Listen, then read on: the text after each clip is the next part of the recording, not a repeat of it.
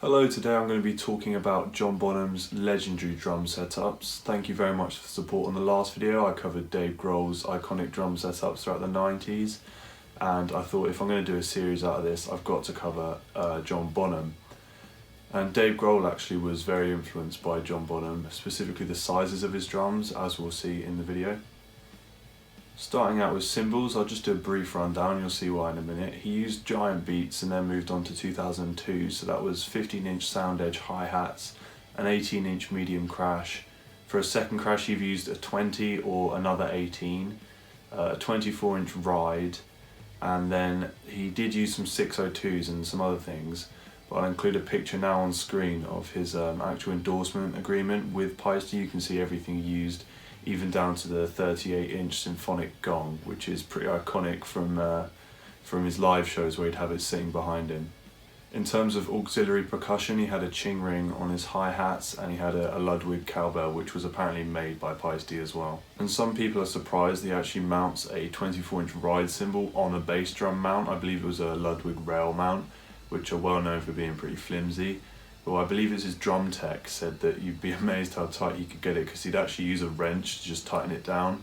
Onto the heads, he'd use coated emperors on top and coated ambassadors on the bottom by Remo. He'd use felt strips on the bass drum on either head, and the tuning would be sort of big band influenced. I'll leave a link down below to a video, I believe it's a Drummer World video, where it actually shows the tuning and it does a way better job of showing it than I could ever do explaining it, so I won't waste time trying to explain it here. I'll just link that in the description. And the snare was also an emperor coated with mainly an ambassador snare side head, but sometimes a diplomat snare side head. The snare wires he used were 18 strand Ludwig ones up until 1977, where he switched to 42 strand Gretsch wires for a wider sound.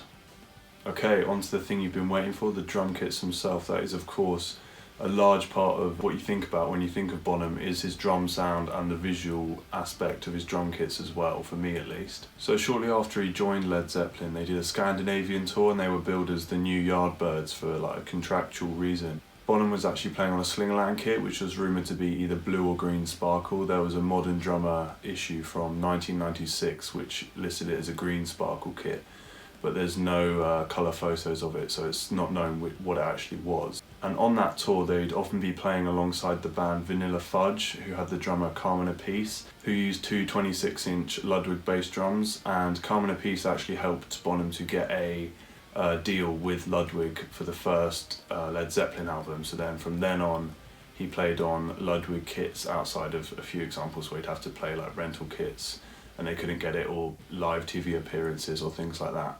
And details about that Slingerland kit, like the sizes and things, are sort of up in the air, so I've included a link to a website which talks about it, because I don't want to put sort of information that I'm not too sure about in the video. So for Led Zeppelin's first tour in 1968, he used a Ludwig Black Diamond Pearl kit, which was rented, and apparently this kit interestingly used a 14x5-inch brass snare, which is interesting because in every other kit he played he used a 14x6.5 Ludwig Supraphonic, which just became his go-to snare. Even when he played the Vistalite kit, which we'll get to, he played that Supraphonic snare with it. And from the pictures this looks to be a 13x9-inch rack tom, 16x16 floor, 18x16 floor, and a 26x14 bass drum. Okay, on to the first one of his actual kits that he owned himself. From 1969 to 1970 he played a Maple Ludwig kit, and it was either a 13 or 14-inch rack tom. And then for the rest of the kit, this is the last time I'm going to say the sizes since they stay the same unless I mention otherwise: 16x16 floor, 18x16 floor, and 26x14-inch bass drum. And then here's a picture of him playing that kit with his sticks flipped backwards, playing with the butt end of the stick, which again is probably something that could have been influenced by Carmen Appice, who did the same thing when he played. And that's another interesting sort of influence of Dave Grohl actually, because in the video I did last time I mentioned that he played with his sticks flipped backwards, so that could be a thing which has then been passed on from Bonham to Dave Grohl and others from there forwards. On November the 5th, 1969, I believe their gear didn't get to the show in time, so he played on a rented Ludwig Classic in blue sparkle, and there's some pictures here. There's not much other information about that kit.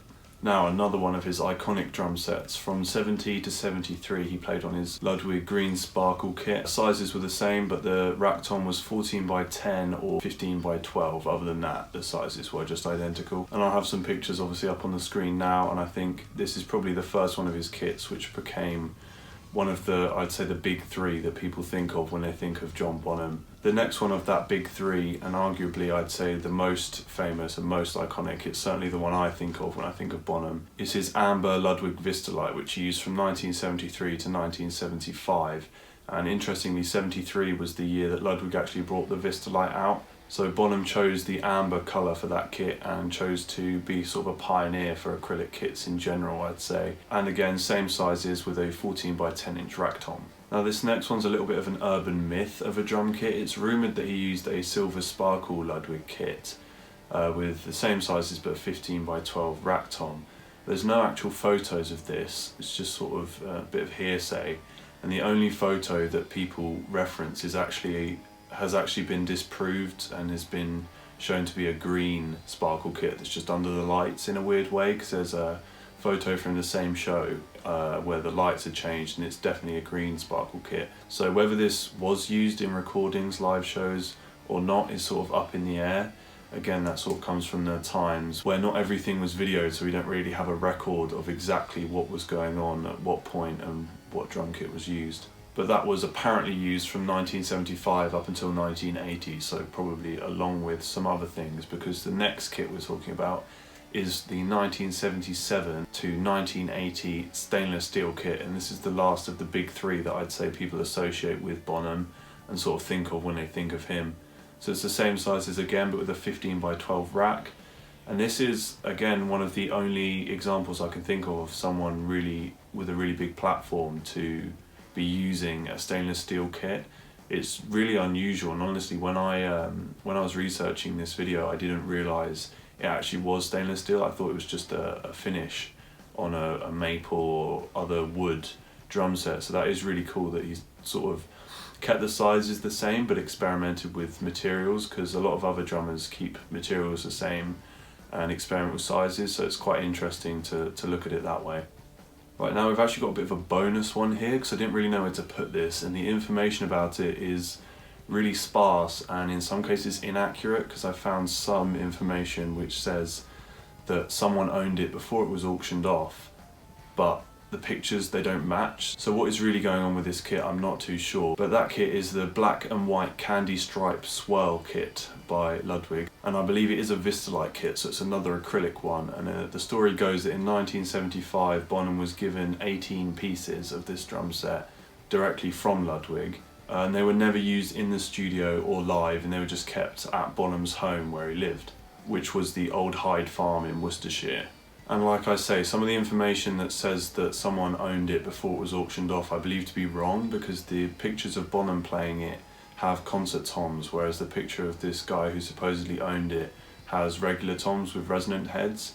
Whether that is misinformation or if it just happens that some of the other pieces of the kit he was given, because he was given 18 pieces, so whether he did have regular toms and that's what was chosen to be set up for this picture, I'm not too sure, but that is just a bit of ambiguity that I came across while researching this. That kit's also said to have a 20-inch floor tom, which is just ridiculous. That's as big as a bass drum for a lot of kits. Interestingly enough, the Supraphonic snare that was with that kit is actually now owned by Dave Grohl, which is a very interesting piece of trivia, especially since the last video I did was on Dave Grohl, and it is undeniable how much he was influenced by Bonham. And then obviously there's a lot of times we just played on one-off kits, but one of the more interesting ones is when he played with the Rockestra Orchestra on some recordings with Paul McCartney. He used a staccato kit, which as you can see looks pretty interesting, so I thought I'd just mention that, just because it's one of the cases where he played on a kit for a one-off time that does actually have some interest to it and some history. That was on the 3rd of October 1978, and the tracks can be found on the Wings album Return to the Egg. And that is a fiberglass kit with 6, 8, 10 and 12 inch rack toms and 16 and 18 inch floor toms with a 22 inch bass drum. Right, there we go. That's a fairly whistle-stop tour of all of John Bonham's drum kits. I've tried to ensure that all the information in this video is accurate, and I've tried to omit anything which I think is sort of ambiguous or up in the air. If there is any misinformation in this video, feel free to comment. Please try not to be rude about it, because I have tried my best to make sure everything is accurate. But like I said previously, there just wasn't the recordings being made of absolutely everything. I mean, people didn't have digital cameras and smartphones and things, even as much as they did in the 90s, where with my Dave Grohl video, where everything was sort of archived accidentally, I'd put it, where people were just sort of taking pictures of stuff, and then that went on to inform records. So if anything is omitted or incorrect, I apologise, but I have tried to make sure that everything is correct. So thank you very much for watching. If you've got any recommendations or suggestions for who I cover next, some of the ones I've been mentioned are Neil Peart and Trey Cool from Green Day. So if you'd like anyone in particular to be covered, leave your comments down below and I may just get to it. Thank you very much for watching. Please like and subscribe if you enjoy my content, and have a good day.